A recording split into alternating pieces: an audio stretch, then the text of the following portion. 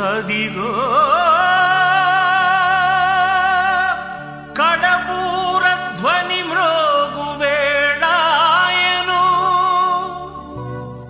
నా ప్రాణనాథా నీరాకకై నేను వేచియున్నాను నా జీవదాత నా జీవదాత నీ పిలుపుకై నేను కనిపెట్టుచున్నాను నీ పిలుపుకై నేను కనిపెట్టుచున్నాను.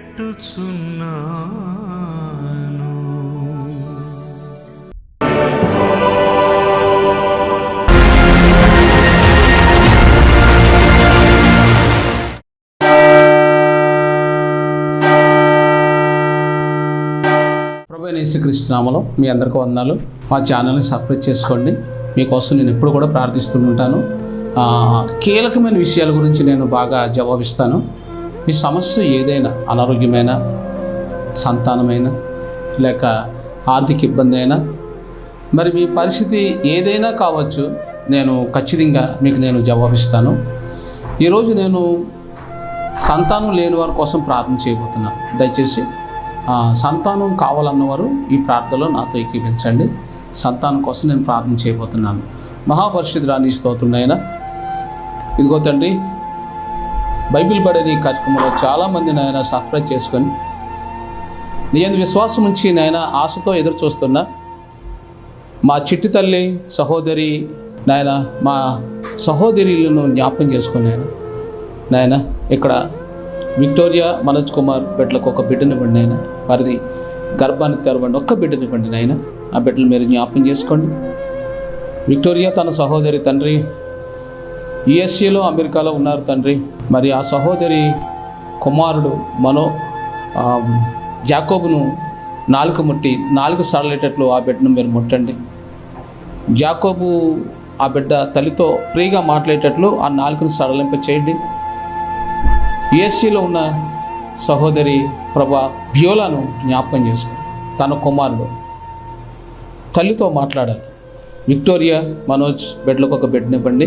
అర్చన తండ్రి తన కుమారుడు సాత్వికు సంపూర్ణమైన స్వస్థత ఇవ్వండి ఆయన. ఆ బిడ్డకున్న బలహీనత నుంచి విడిపించండి. ఆ బిడ్డను మీరు ముట్టి స్వస్థపరిచి థైరాయిడ్ నుంచి విడిపించి, షుగర్ నుంచి విడిపించి, అమ్మతో కలిసి షటిల్ ఆడేటట్లు మీరు దీవించండి. మేఘనాపై మీ హస్తం ఉంచండి. ఆ బిడ్డ కూడా ఒక బిడ్డనివ్వండి. మేనాపై మీ హస్తం ఉంచండి, ఒక బిడ్డనివ్వండి. మేఘనాపై మీ హస్తం ఉంచండి, ఒక బిడ్డనివ్వండి. ప్రభా మరి ఎప్సిబాపై మీ హస్తం ఉంచండి, ఒక బిడ్డనివ్వండి. సలోమిపై మీ హస్తం ఉంచండి, ఒక బిడ్డనివ్వండి. ఇక్కడ సహోదరి మేరీ ఉంది, మేరీ కూడా ఒక బిడ్డనివ్వండి. పేతురు తండ్రి జానికి బిడ్డలను బెంగళూరు నుంచి వారు కూడా ఒక బిడ్డనివ్వండి. ఇప్పుడే వారిని జ్ఞాపకం చేసుకొని అయినా మీరు ఆనాడు అన్నాను మరి తండ్రి తన హస్బెండ్ అయిన తండ్రి మీరు జ్ఞాపకం చేసుకున్నారు. ఎల్కానాపై అన్నాపై ఉంచిన హస్తం వీరిపై ఉంచండి, ఒక బిడ్డనివ్వండి. హైదరాబాద్ నుంచి మేఘన, చీరాల నుంచి సహోదరి సలోమి, అలాగే హైదరాబాద్ నుంచి, ఇంకా కడప నుంచి, తిరుపతి నుంచి నాయన, యుఎస్ఏ నుంచి, కెనడా నుంచి, ఆఫ్రికా నుంచి బిడ్డలు చాలామంది సంతానం కోసం ఎదురు చూస్తున్నారు. బిడ్డలకు ఒక బిడ్డనివ్వండి నాయన.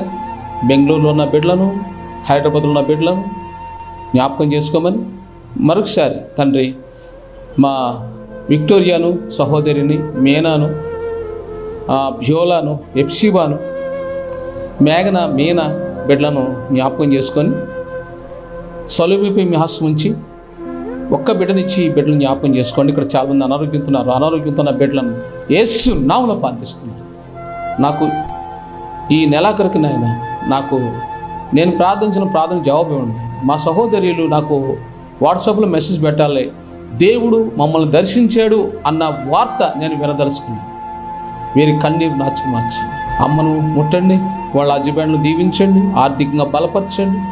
జాబుల కోసం ఎదురు చూస్తున్న మా సహోదరులకు నాయన పర్మనెంట్ జాబులు ఇవ్వండి నాయన. మా విక్టోరియా మరి మేనా బిడ్డలు పర్మనెంట్ జాబ్ కోసం ఎదురు చూస్తున్నారు. పర్మనెంట్ జాబ్ ఇవ్వండి, ఆర్థిక బలపరచండి. ఇప్పుడు సొంత ఇల్లు బాధపడి సొంత ఇల్లు తెచ్చండి నాయన. దిల్సుఖ్ నగర్ నుంచి బిడ్డలు ఫోన్ చేస్తున్నారు, కేపీహెచ్పి నుంచి ఫోన్ చేస్తున్నారు, చింతల నుంచి ఫోన్ చేస్తున్నారు, కుక్కడపల్లి నుంచి ఫోన్ చేస్తున్నారు.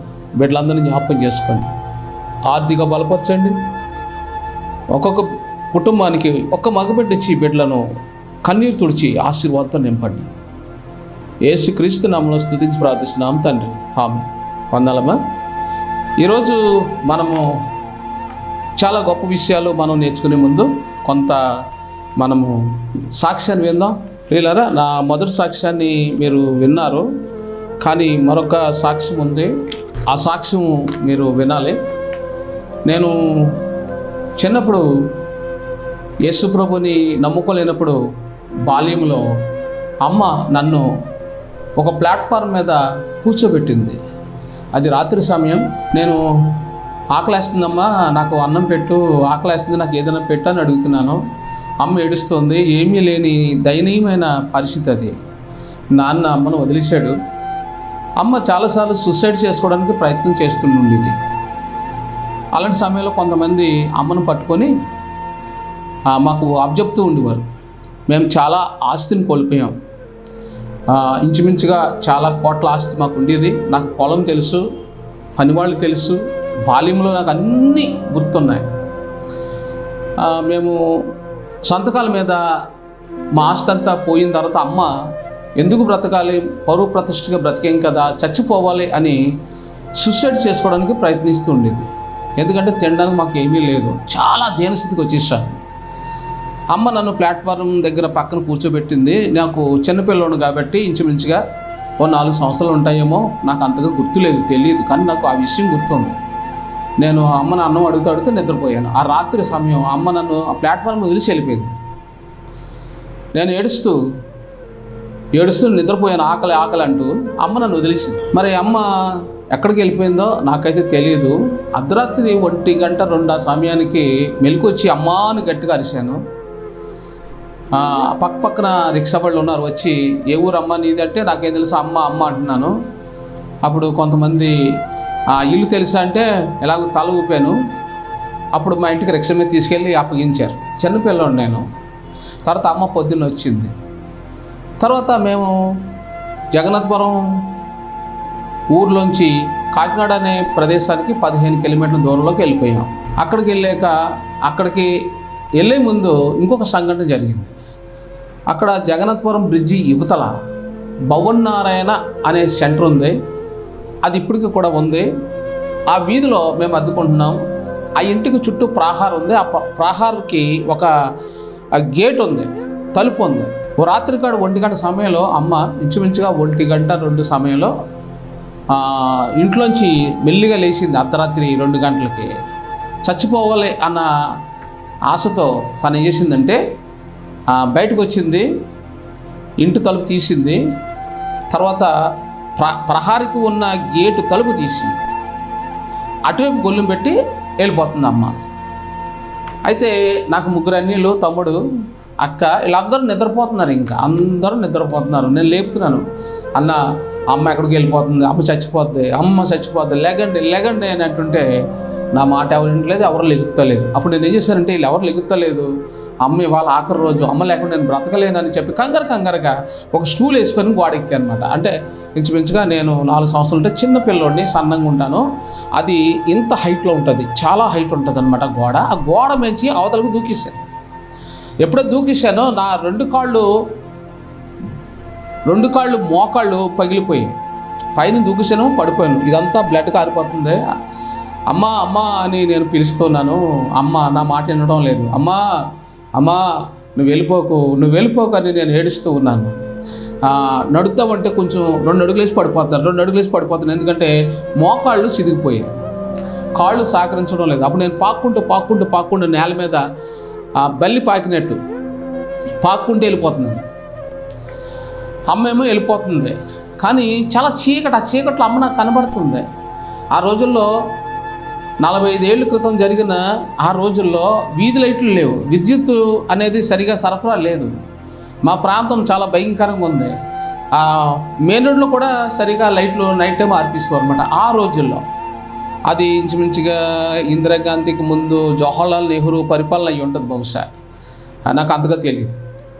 కానీ అమ్మ వెళ్ళిపోవడం నాకు కనపడుతుంది చీకట్లో తలుపుకొని. నేనైతే ఈరోజు నేను అమ్మని రక్షించకపోతే ఇక నాకు అమ్మ ఎప్పటికీ ఉండదు, అమ్మ బ్రతుకుతేనే నేను బ్రతకాలి, అమ్మ చచ్చిపోతే నేను చచ్చిపోవాలి అన్న ఉద్దేశంతో నా శక్తి అంతా కూడబెరుక్కొని ఇక ఈ కాళ్ళు మోకాళ్ళు పట్టుకొని పరిగెడదాం అనుకుంటాను, కానీ ఫ్రాక్చర్ అయిపోయినాయి. 2 మోకాళ్ళు ఇరిగిపోయి ఏమో నడవలేకపోతున్నాను. అయితే చురుకుగా ఇలాగేలా పాకుతున్నాను అనమాట, నేల మీద పాక్కుంటూ వెళ్ళడానికి అమ్మ మొత్తం మీద అమ్మ ఏం చేసిందంటే ఆ జగన్నాథపురం బ్రిడ్జి, అది ఇప్పుడు మీరు గూగుల్లో కొట్టుకుంటూ వస్తుంది, ఆ కింద లాంచీలు ఉంటాయి, అది మరణ బ్రిడ్జి అంటారు.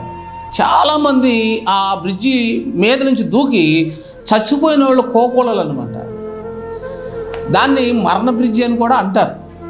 ఇప్పటికీ కూడా చాలామంది ఆ నదిలో దూకి ఎందుకు చచ్చిపోతారంటే ఆ సిటీలో ఉన్న డ్రైనేజ్ వాటర్ అందులోకి వస్తుంది కాబట్టి అందులో దూకిన వాళ్ళకి వెంటనే ఊపిరాడదు, వెంటనే చచ్చిపోతారు. మరి ఇప్పుడు అమ్మ అందులోకి దూకడానికి చచ్చిపోవడానికి 1 2 3 4 5 అంటే 5 పైపులు ఉన్నాయి. ఆ పైపులు ఇలాగ తిరుగుతుంటాయి. అమ్మ ఎక్కి దూకేద్దామనేటికి ఆ పైపులకి ఏమవుతుందంటే స్లిప్ అయిపోయి యువతలు పడిపోతుంది. అంటే అవతల పడిపోవాలి కానీ అవతల పడతలేదు, యువతలు పడిపోతుంది. నేను చూస్తుంటే అమ్మ అని కేకలేస్తుంటే అమ్మ నా మాట వింటలేదు, పట్టించుకుంటలేదు. ఈరోజు ఎలాగైనా చచ్చిపోవాలి అని అమ్మ పట్టుకుంది. నేనైతే ఎలాగైనా సరే అమ్మను పట్టుకొని రక్షించాలని నేను ఏడుస్తున్నాను. నేను ఎంత ఏడుస్తున్నానంటే నా మోకాళ్ళ రక్తం ఇలా పడిపోయినేమో, ఇదంతా బ్లడ్ అనమాట. ఇక్కడికి ఇప్పటికీ కూడా నాకు దెబ్బలు ఉంటాయి, ఎన్ని దెబ్బలు ఉంటాయి మొక్కం మీద. దగ్గరగా పరిశీలన చేస్తే నేను అప్పుడు పడిపోయిన దెబ్బలు ఇప్పటికీ ఉంటాయి.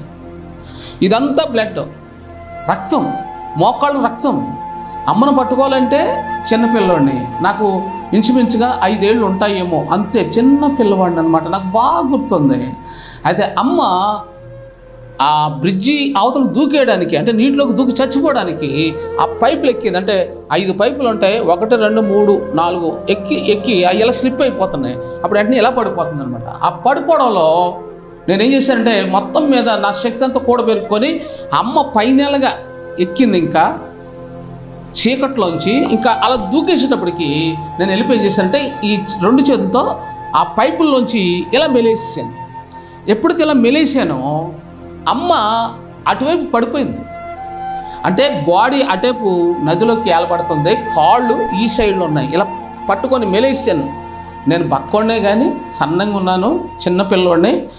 మెలేసేసి గట్టిగా అరిచాను, అమ్మా అని అరిచేటప్పటికి ఆ చుట్టువైపులో రిక్షాల మీద పడుకున్నారు. ఆ దినాల్లో ఆటోలు లేవు, రిక్షాలు ఉండి కాబట్టి ఎక్కడికక్కడే రిక్షా వాళ్ళు పడుకుని ఉండేవారు. ఎవరన్నా నైట్ టైం అర్జెంట్ ప్రయాణాలకి పిలుస్తుండేవారు కాబట్టి వాళ్ళు పడుకొని నిద్రపోతున్నారు.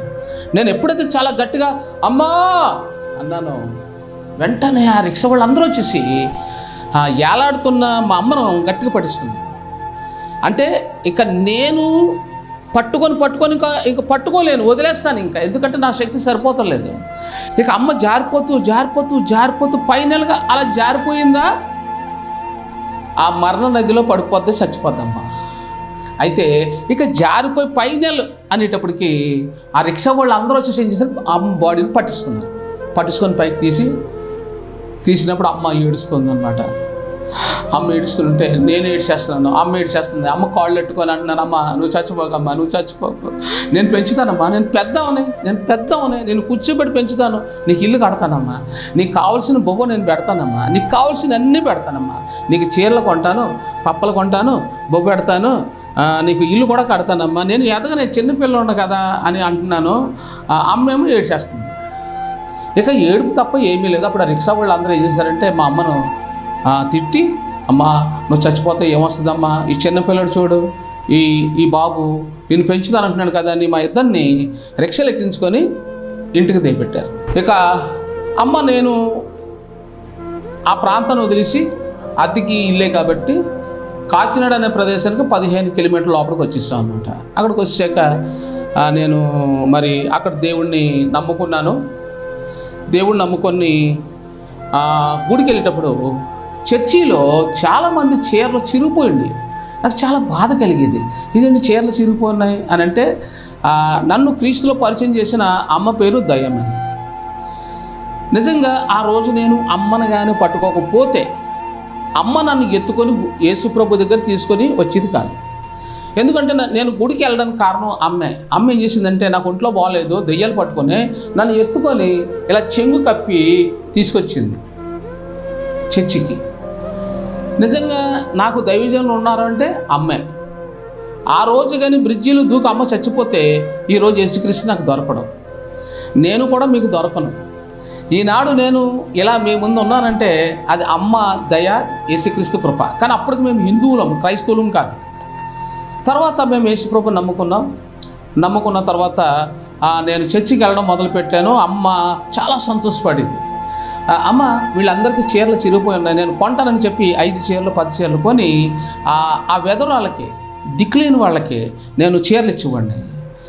వాళ్ళకి చీరలు ఇచ్చినప్పుడు, అమ్మ మీ అబ్బాయి ఉన్నాడు కదా సంసోను, సత్యనారాయణ, రాంబాబు, వాళ్ళు నేను చూడరా అని అడిగివ్వండి.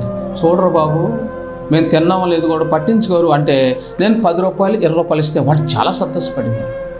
ఆ రోజుల్లో 10 రూపాయలు అంటే చాలా ఎక్కువ. 10 రూపాయలు అంటే ఆ రోజుల్లో 100 కంటే ఎక్కువ. వాళ్ళందరికీ డబ్బులు ఇచ్చేవాడిని. ఇలా నేను బొంబాయి వెళ్ళిపోయాను. ఇక మా అమ్మ అన్నది, ఒరే మేము బొంబాయి వెళ్ళిపోతున్నారా అని చెప్పింది. బొంబాయి వెళ్ళిపోయారు. 81లో నాకు ఈ చేయి కుళ్ళిపోయింది.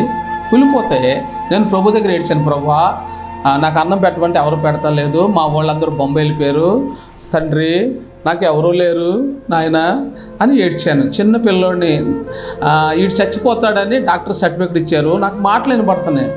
నేను భోజనం తిని 40 రోజులైంది. బక్క చిక్కిపోయాను, సన్నంగా అయిపోయాను. నన్ను ఎవరు గుర్తుపడతలేదు. ఇతను సమయల్ బాబా కాదే అంటున్నారు అందరూనే. అయితే చర్చిలోకి వచ్చిన వాళ్ళకి దండం పెట్టి అని సైక్ చేసుకోండి అంటే నాకు ఏమన్నా పెట్టండి అంటే ఎవరో పెట్టేవారు కాదు, వాళ్ళకి అర్థమయ్యేది కాదు, చెబుదామంటే మాట వచ్చేది కాదు. ఇలాంటి సమయంలో నాతో ఉన్న వాళ్ళకి, బ్రదరు కొంచెం తినడానికి ఏమన్నా పెట్టండి, కొంచెం అన్నం పెట్టండి, కొంచెం టీ ఇవ్వండి అంటే పెట్టేవారు కాదు. వాళ్ళకి ఏం సెట్ అంటే నేను సువార్త చేస్తే అందరూ గుడికొచ్చేవారు. అందుకని వాళ్ళు నా మీద పగ ఉండేది. వీడు సువార్త చేస్తే అందరూ మారిపోతున్నారు కదా, ఇప్పుడు దేవుడు వీడికి కరుణించడా, దేవుడు రాడా వీడి దగ్గరికి, వస్తాడు, మనం ఎందుకు చూడాలి అని చెప్పి వాళ్ళు చావనే అని చెప్పి ఏం చేశారంటే, అది శీతాకాలం చలేసేస్తుంది, ఓ పక్క నుంచి ఒక్కొక్కసారి వర్షం వచ్చింది, చలేసేస్తుంది, వర్షం తడిసిపోతున్నాను, పైనుంచి వర్షం మీద పడిపోతుంది, చలేసేస్తుంది, వణికిపోతున్నప్పుడు ఆ రోడ్డు మీద రైలు పట్టాలు ఉంటే ఆ పక్కన పాడేసిన ఉల్లిపాయలు గోను సంచి తెచ్చి కంపు అది నాకు కప్పారు అన్నమాట. ఈ కంపుకి చచ్చిపోవాలి అనుకుంటున్నారు వాళ్ళు, నా మీద కప్పారు. అది ఉల్లిపాయల గోని సంచి అంటే అది బయట పాడేశారు. అది అక్కడ అందరూ గట్టుకు వెళ్తారు. ఆ కంపులోకి తెచ్చి నాకు కప్పారు. ఎందుకంటే వీడు బేగ చచ్చిపోవాలని కోరుకున్నారు వాళ్ళు. క్రైస్తవులే కానీ మారు మనసు లేదు. సరే, ఆ కంపులో అలా పడుకున్నప్పుడు చలేసేస్తుంది, మరి ఏం చేస్తాం, బట్టలు లేవు, ఇక్కడ నుంచి చీము నెత్తురు కారిపోతుంది చేతిలోంచి, అన్న దుప్పడంతా చీము నెత్తురైపోయింది. అది దూరంగా తీసుకెళ్ళి వాళ్ళు కర్రతో తీసుకెళ్ళి గెంటుకుంటూ పాడేశారు. నేనేమో లేగలేను. డాక్టర్ గారు నుంచి చచ్చిపోతాడంటే ఇతను బ్లడ్ అంతా పాయిజన్ అయిపోయింది, ఇంకా రేపు ఖచ్చితంగా చచ్చిపోతాడంటే ఇంకా చావు తెల్లారితే. అది శనివారం దినం అనుకుంటాను బహుశా.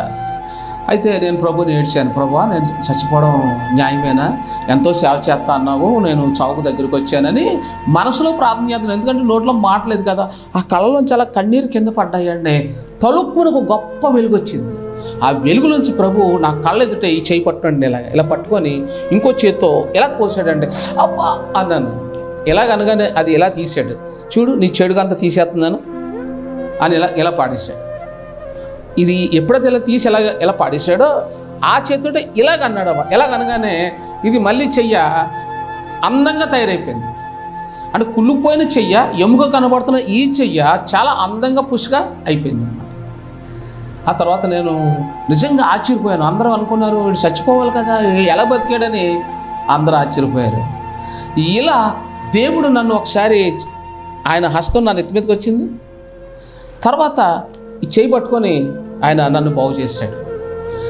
నా సేవ ఎలా ప్రారంభమైందంటే, మెక్కకి ఒక సహోదరు ఉండేది సత్యవతి, వాళ్ళ హస్బెండ్ పేరు రాజు. వాళ్ళకి పిల్లలు లేరు. నా సాక్ష్యంలో పిల్లలు ఎక్కువగా ఉంటారు. మా అక్క అన్నదంట, మా తమ్ముడు ప్రార్థన చేస్తే, మా సామిల్ బాబు ప్రార్థన చేస్తే నీకు పిల్లలు పుడతారని. అప్పుడు అక్క ఏం చేసిందంటే, ఒరే తమ్ముడు మా ఇంటికి రా, ఈ రాత్రి భోంచేయి పడుకో అన్నది. ఆ అక్క మీదకి దెయ్యం వచ్చేది, రాత్రులు పెద్ద పెద్ద కేకలు వేసేది అనమాట. అప్పుడు నేను ఆ ఇంటికి వెళ్ళి ప్రార్థన చేసి మోకాళ్ళ మీద ఉన్నాను రాత్రి కాడ, ఇలా ఒక దెయ్యం వచ్చింది. నాకు అనిపించింది, ఎవరు నువ్వు అని అంటే, నేను పలానా ఈమెను పీడిస్తున్నాను అని చెప్పింది. దెయ్యం చెప్పింది, సత్యవతిని పీడిస్తున్నాను నేనే అన్నది. ఇక్కడ నేను ఉన్నాను అనబడతలేదా అన్నాను. చాలా సీరియస్గా మాట్లాడాను, చిన్నపిల్లలు ఉన్నా కానీ చాలా డేర్గా మాట్లాడేవాడిని. అప్పుడు ఆ దెయ్యం అంటుంది, నువ్వు నజరేయుడని యేసుక్రీస్తు కొడుకు అన్న సంగతి నాకు తెలుసు, నిన్ను ఎదుర్కోవడం నా తరం కాదు, వెళ్ళిపోతానని వెళ్ళిపోయింది. నిజంగా ఆ సహోదరి దెయ్యం నుంచి విడుదల పొందింది, ఆమె ప్రెగ్నెంట్ అయింది, ఒక కొడుకుని కన్నది. దేవుని స్తోత్రం. ఇక చాలామంది బిడ్డలు లేని వాళ్ళు ప్రార్థన చేయమనేవారు, నేను ప్రార్థన చేసేవాడిని, ప్రెగ్నెంట్ అయ్యేవారు, బిడ్డలు కనేవారు. ఇలా నా సాక్ష్యము బొంబాయి వెళ్ళాను. బొంబాయి వెళ్ళాక కూడా అక్కడ కూడా సాబు మెయిన్ సాబు, ఈ సాబు మెయిన్ సాబు అనే వీళ్ళకి పిల్లలు లేరు. అంటే మెయిన్ సాబు పేరు లక్ష్మి, రమేష్ లాల్ అనే ఆయనకు ఒక 55 సంవత్సరాలు, సాబుకి 55, మెయిన్ సాబుకి 50 years. వాళ్ళు పిల్లలు లేరు. నేను వెళ్ళి ఒక సంవత్సరం ఉంటాడు, ఒక కొడుకు పుట్టాడు, అతనికి అనేసి అని పేరు పెట్టారు. మళ్ళీ ఆ సంవత్సరం తర్వాత ఇంకొక ఇంటికి వెళ్ళాను నేను, వాళ్ళకి పిల్లలు లేరు, వాళ్ళు ఇదే సేమ్ నడి వయస్సు, వాళ్ళకి ఒక కొడుకు పుట్టాడు. లక్ష్మి విశాల్ అని పేరు పెట్టాం, వాళ్ళు పెట్టమన్నారు, పెట్టాను. ఫొటోస్ కూడా తీశారు. వాళ్ళు చాలా ఆశ్చర్యపోయారు, నువ్వెవరు అంటే ఐఎమ్ క్రిస్టియన్, నిజంగా దేవుడు నీతో ఉన్నాడు అని వాళ్ళు నన్ను చాలా బాగా చూసుకునేవారు అనమాట. బొంబాయిలో నేను ఏ ఇంట్లోకి అడుగు పెట్టినా వాళ్ళందరూ కూడా, పిల్లలు లేని వాళ్ళు ఇంకా చాలామంది ఉంటారు కదా, వాళ్ళు కూడా నన్ను అడిగేవారు. ఏమని అడిగేవారు అంటే, మా ఇంట్లో పనికి వస్తావా, వీళ్ళు ఎంత ఇస్తున్నారు, 500, నేను 5000 ఇస్తాను అనేవారు. ఏంటంటే ఈ అబ్బాయి ఎక్కడ అడుగు పెట్టినా మనకు ఆశీర్వాదం, కాబట్టి మన ఇంట్లో అడుగు పెడితే మనకు పిల్లలు లేరు, మనకి పిల్లలు పుడతారు అన్న ధీమా వచ్చేసింది. ఆ తర్వాత మరి నేను అక్కడి నుంచి శాంతక్రోస్ వచ్చాను, అక్కడ కూడా అలాంటి పరిస్థితి ఎదురైంది.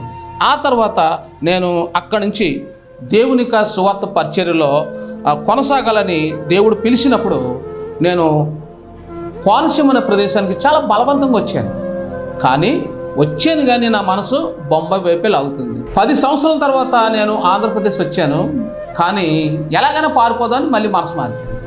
నేను ఎప్పుడు అబద్ధం ఆడుతూ ఉండేవాడిని, ఆంధ్ర వస్తాను సేవ చేస్తాను అనేవాడిని. దేవుడి దగ్గరే మళ్ళీ పారిపోవడానికి, అంటే మళ్ళీ బొంబాయి పారిపోదాం అని ప్లాన్ చేసుకునేవాడిని. అలాంటి నేపథ్యంలో 1990లో నేను మా తమ్ముడు మందిరంలోంచి బయటకు వచ్చాం. వాడు అలాగే వెళ్ళాడు, అది డైరీ ఫార్మ్ సెంటర్లో లారీ యాక్సిడెంట్కి తమ్ముడు చచ్చిపోయాడు. నేను బొంబాయి వెళ్ళిపోదాం తెల్లారితే అనుకునేటప్పటికి తమ్ముడు ఎప్పుడైతే చచ్చిపోయాడో బ్రేక్ అయిపోయింది. నాకు తమ్ముడు అంటే చాలా ఇష్టం. అన్నయ్య అంటూ వాడు చనిపోవడం నేను విన్నాను. అప్పుడు నేను నిర్ణయించుకున్నాను, నాకు ఒక స్వరం వినపడుతుంది, నీ తమ్ముడు చనిపోయాడు, నీ కుటుంబాలు అందరూ చనిపోతారు, నువ్వు సేవ చేస్తే బ్రతుకుతారు, ఒకవేళ నువ్వు బొంబాయి వెళ్తే వీళ్ళందరూ చచ్చిపోతారు అన్నట్టు నాకు స్వరము మనసులో బెదులుతూ ఉంది. అప్పుడు వెంటనే వద్దొద్దు, ఎవరు చనిపోవడానికి వీల్లేదు, నేను దేవుని సేవ చేస్తానని చెప్పి నేను పల్లెటూరు ప్రదేశానికి వచ్చాను అనమాట. చాలా కష్టంగా వచ్చాను నేను సేవకి. నిజంగా నేను సేవ అంటే నాకు అస్సలు ఇష్టం లేదు, ఎందుకంటే కష్టపడి పని చేసుకోగలను. సేవ అంటే చిన్న విషయం కాదు, రకరకాలుగా తప్పులు పడతారు, నిందిస్తారు, ద్వేషిస్తారు, ఆర్థిక సమస్యలు, ఆ సమస్యలు, పాస్టర్లు కూడా నమ్మరు, చాలామంది ద్వేషిస్తారు, గతిలోకి వచ్చాడని అంటారు అని నేను ఏమైతే అనుకున్నానో అవన్నీ ఇక్కడ ఎదుర్కొన్నాను. అందరూ తిట్టడమే, నిందించడమే, నువ్వు బొంబాయి నుంచి వచ్చావా, నీకు ఎందుకు వచ్చా, ఇక మాకు చెవుల్లో పువ్వులేవన్నమాట అనేవారు వీళ్ళు, ఇక్కడ పల్లెటూరులో ఉన్న సేవకులు. ఇక ఇలాగ నన్ను చాలా విమర్శలు ఎదుర్కొన్నానండి. అయినా కానీ అలా నిలదొక్కి 44 రోజులు ప్రార్థనలో ఉన్నాను. ప్రార్థన చేశాక నేను మరి 2005లో అమ్మ అప్పుడు బ్రతికొంది, బొంబాయి వెళ్తున్నాను, అమ్మ రమ్మన్నదని, ఈలోగా యాక్సిడెంట్ అయింది, నా 2 కాళ్ళు ఇరిగిపోయింది. అది 2005లో నా కాళ్ళు యాక్సిడెంట్, అంటే 2 మోకాళ్ళు ఇరిగిపోయింది. ఆ రోజు బొంబాయి క్యాన్సిల్. సరే నేను 40 రోజులు బెడ్ రెస్ట్ ఉన్న 2 కాళ్ళు ఇరిగిపోయింది. అమ్మ రాలేదు, అన్నీ రాలేదు, ఎవ్వరూ రాలేదు, కానీ సంఘం నాకు ఎంతో సహాయపడ్డారు. ఈ 2 కాళ్ళు ఇరిగిపోయినప్పుడు నేనేమనివ్వండి అంటే చర్చి తీసుకెళ్ళిపోండి అనివ్వండి. అంటే ఆపరేషన్ అయిపోయింది, మంగళవారం నాకు ఆపరేషన్ చేశారు, ఆదివారం నైట్ యాక్సిడెంట్ అయింది, బుధవారం మళ్ళీ చర్చికి వచ్చేసి కూర్చొని శనివారం ఆరాధన ఆదివారం ఆరాధన చేసి వాకింగ్ చెప్పిస్తామండి. శని ఆదివారం ఆరాధన వాకింగ్ అయిపోయాక హాస్పిటల్లోకి వెళ్ళి పడుకున్నామండి. నా కాళ్ళు యాక్సిడెంట్ అయినప్పుడు కూడా దేవుని పరిచర్య మానలేదు. ఇలా నేను మరి నా 2 కాళ్ళు విరిగిపోయినప్పటికీ కూడా నేను బెడ్ రెస్ట్లో ఉంటూ కూడా నేను దేవుని సేవ నమ్మకంగా చేశాను. ఆ తర్వాత మరి అక్కడ ఉన్న డాక్టర్స్ కూడా చాలా ఆశ్చర్యపోయారు అనమాట. అక్కడ ఆ డాక్టర్స్ ఏమన్నారంటే, ఈ అబ్బాయి చాలా చాలా ఆశ్చర్యం అని అన్నారు. ఆయన పేరు కొమ్ముల ధనవంతర నాయుడు, అమలాపురం డాక్టర్ గారు. ఇప్పటికీ ఉన్నారు ఆయన. ఆ అబ్బాయి చాలా డిఫరెంట్, అతను ఏదంటే అదే ఖచ్చితంగా జరుగుతుందని మీ దేవుడు గొప్పోడు అన్నాడు. ఆ తర్వాత మ్యారేజ్ అయింది. నాకు 2 కొడుకులు. హార్ట్ కంప్లైంట్ వచ్చింది. హార్ట్ కంప్లైంట్ వస్తే ఇంచుమించుగా నేను 6 నెలలు బాధపడ్డాను. ఇక చాలా విపరీతంగా వచ్చేస్తుంది. అది 2023. అప్పుడు హాస్పిటల్కి వెళ్ళాను చాలా కష్టంగా. నా దగ్గర రూపాయి కూడా లేదండి. 2023లో రూపాయి లేదు. మీటింగ్స్ పెట్టాను, అప్పుల పాలైపోయింది. చాలా సరేని డాక్టర్ గారి దగ్గరికి వెళ్తే డాక్టర్ గారు అన్నారు, నువ్వు నిజమేనా, నువ్వు బ్రతికున్నావా అని అడిగాడు. 4 స్పెషలిస్టులు 4 హాస్పిటల్లో నన్ను చెక్ చేస్తే గుండు ఆగిపోయింది, నువ్వు చచ్చిపోయావు అన్నారన్నమాట. నువ్వు రియల్గా ఎలా బతుకున్నావు అని చెప్పి స్పెషల్ డాక్టర్స్ ట్రీట్మెంట్ ఇచ్చారు. నా దేవుని కృపలో బ్రతుకున్నానండి అన్నాను. మాట్లాడుకో, ఎవరితో మాట్లాడుకో, నీ గుండె ఆగిపోతుంది. ఇదిగో మేము చూస్తున్న రిపోర్ట్లో నువ్వు బ్రతుకున్నట్టు లేదు, కానీ నువ్వు ఎలా బ్రతికి మాట్లాడతావు మాకు ఆశ్చర్యం అన్నారు. రూపాయి ఖర్చు లేకుండా నాకు గుండె ఆపరేషన్ జరిగింది. మా సహోదరులు నాకు ఎంత హెల్ప్ చేశారు, అందులో నేను నిజంగా నేను నమ్మలేను. మరి ఇలా నా జీవితంలో మరి 2023లో నా గుండె ఆపరేషన్ విషయంలో దేవుడు ఫ్రీగానే చేశారు. మరి ప్రభుత్వం వారు నాకు ఎంతో సహాయపడ్డారు. అలాగే మా సంఘం కూడా నా కోసం ఎంతో ప్రార్థన చేశారు, సహాయపడ్డారు. ఈ విధంగా నా జీవితంలో కొత్త కొత్త మలుపుల్లో నేను జీవించాను. మరి నా సాక్ష్యంలో అంతా కన్నీళ్ళే. తర్వాత అమ్మ ప్రభునందు నిద్రించింది. అప్పుడు కూడా నన్ను ఎవరు పట్టించుకోలేదు. నేను చాలా కష్టాల్లోంచి వెళ్ళాను, చాలా బాధల్లోంచి వెళ్ళాను. నేను పడ్డ బాధల కష్టాలు ఇంత అంతా కాదు. నేను ఎవరిని ఆశించి 10 రూపాయలు అడగను, నాకు అలవాటు లేదు. కానీ ఎవరైనా బాధపడితే మాత్రం తట్టుకోలేను. నాకు ఏది ఉంటుంది వాళ్ళకి నేను పెడతాను. అది బట్ట కావచ్చు, చీరలు కావచ్చు, డబ్బులు కావచ్చు, ఆహారం కావచ్చు. కానీ ఎదుటి వాళ్ళు బాధపడితే నేను తట్టుకోలేను. ఇలా నా సాక్ష్యము క్రీస్తులో కొనసాగుతూ ఉంది. దయచేసి మీరందరూ మరి ఈ పరిచర్లో మీరు ప్రార్థిస్తూ సహకరిస్తున్నందుకు మీకు అందరికీ వందనాలు. మరి నేను మందిరం పైన స్లాబ్ వేయాలనుకుంటున్నాను, ప్రార్థన చేయండి. ఆ మందిరం స్లాబ్కి ఇంచుమించు ఒక 5 లక్షలు కావాలని అంటున్నారు. ఆ దేవుని చిత్తమైతే నేను స్లాబ్ వేస్తాను. మరి నా సాక్ష్యం వింటున్న ఈ మీరందరికీ నా హృదయపూర్వక వందనాలు. మరి నిజంగా మీరు నాకు ఎంతో సహాయపడుతున్నారు. మీ అమూల్యమైన కానుకల ద్వారాగా మరి నన్ను ఎంతో ఆదరిస్తున్నారు. ఒక బ్రదర్గా, ఒక సహోదరుడిగా. నాకైతే సొంతంగా కుటుంబం అయితే లేదు. నా సొంత కుటుంబం అయితే నన్ను వదిలేశారు. ఇప్పుడు ఆత్మీయంగా కుటుంబాలు నాకు ఎదురయ్యాయి. మీనా మరి నా సొంత సహోదరి మీనా, మరి ఎప్సీపా, మరి విక్టోరియా, వీళ్ళందరూ కూడా నాకు మంచి సహోదరులుగా నాకు ఉన్నారు. మంచి సహోదరులు అన్నమాట. మరి ఇలాగా బాల చిన్నమ్మ, మరి తర్వాత మరి పుష్పలత, మరి అలాగే మరి చాలామంది అంటే ఎప్సిబా. ఈ సాక్ష్యము మీ అందరూ విని కూడా దీవించి మిమ్మల్ని కూడా ఆశ్రయించిన గాక. ఆమేన్. నా చేరువై నా స్నేహమై నన్ను ప్రేమించే నా యేసయ్యా. నా చేరువై నా స్నేహమై నన్ను